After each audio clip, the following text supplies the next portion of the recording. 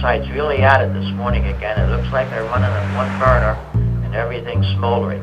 Exide stinks so horrible. It smells like somebody died. I mean, you cannot believe the smell up here right now. I went out at 7 o'clock with the dog and it almost knocked me on my feet. So I hope you have a nice day. I gotta hold my nose.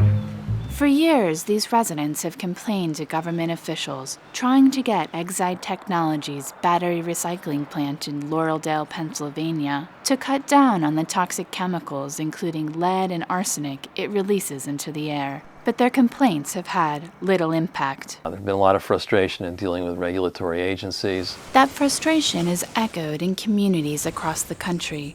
Citizens have had to step in when regulators fail to stop companies from emitting high levels of hazardous pollutants. Pollutants which can cause cancer, brain damage, and other serious health problems. The link between, the illegal action and the consequences is kind of broken. You need an active investigative program, and neither EPA or the states have adequate resources. 21 years ago, Congress strengthened the Clean Air Act in an attempt to limit emissions from 189 of the most toxic chemicals. And every city in America should have clean air. But that's not what a joint investigation by the Center for Public Integrity and NPR found.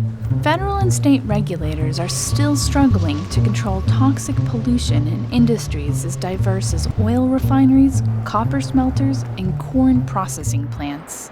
Make no mistake, the air many people breathe is cleaner today than 20 years ago.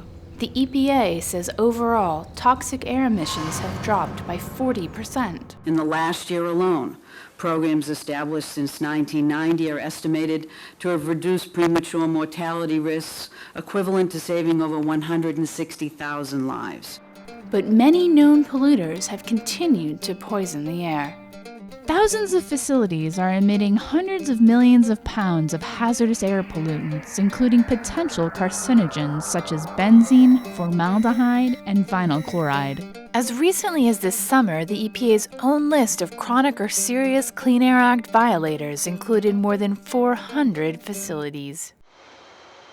One of those facilities is Exide. Thanksgiving morning, real bad. George Hansberger lives near the plant. He says that the smell gets worse on holidays and weekends. You could almost set your clock on it. Under the Clean Air Act, state regulators are supposed to ensure that companies follow the law. Hansberger has complained to them so many times. They got sick and tired of hearing from me. I said, for crying out loud, you do your job. One of your initials stands for protection. Protect me. Odors are just one of the residents' problems. A bigger worry is lead, released when Exide breaks apart car batteries. State officials have made some efforts. Over the past 10 years, they found 161 air violations and fined Exide $436,000, an amount the company reassures shareholders doesn't impair the bottom line. The company declined to be interviewed on camera, but said in a statement that Exide has made continuous improvements at its Reading facility over the years. Gavin Biebeck is an environmental consultant who has tracked the emissions Exide reported to regulators in recent years. But when he compared those figures to what outside air monitors measured next to the plant, he found a potentially more troubling issue. The amount of lead around the plant was higher than the amount the company reported to regulators. What that means is either the companies are underreporting lead emission, or there are other sources of lead emissions that are not being reported. Anyone else have any comments? Exide's lead problem is what caused Republican County Commissioner Mark Scott to question a new permit the state issued Exide last year. A permit he says does not require enough monitoring. And we think that that is a step in the wrong direction. Insufficient monitoring is a challenge many communities face. The monitoring is shockingly bad. What kind of system is that? And what can you do in an enforcement context when the underlying structure is rotten? Scott hopes to fix that problem at Exide. Last year, the county sued the state to force it to overturn Exide's permit. Company officials say the permit is sufficient, and that its lead data accurately quantify the emissions levels from the facility. State regulators wouldn't discuss Exide because the litigation is ongoing. But when the agency released the permit, it wrote in a press release that, with past air quality violations corrected and updated requirements now in place, Exide is now in a position to be a better neighbor. That dust be blowing, and that smell be coming with it. Whew. About 65 miles away from Exide, residents in Chester, Pennsylvania, have faced similar problems with air pollution. Their challenge? More than a dozen air polluting facilities in Chester and bordering towns along the river. All right, Mr. Patrick. Reverend Horace Strand has been fighting these facilities for nearly 20 years. We're getting closer to the plant. You can count the blocks. You smell it, yeah? There's been progress. Citizen protests have stopped some industries from coming in.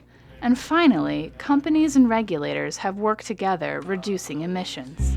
But when new facilities want to come online, regulators don't consider the total impact of emissions from so many facilities so close to one another. We issue permits, and we still do today, on an individual facility basis, and we don't yet know how to deal with cumulative risks associated with all those things. State regulation of hazardous air is only getting more difficult as states see their budgets cut. And on the federal level, new air toxic rules mandated 21 years ago are being challenged by some members of Congress. This EPA has been so aggressive. EPA officials would not agree to an in-person meeting, but in a telephone interview said that while the agency had done a lot, We're really still playing catch-up. There are sectors that are still very large emitters that we really need to get standards in place. meanwhile, some citizens keep pushing, hoping their efforts will improve the air. I mean, I'm not out to shut down Exide. I just want to live in a clean environment.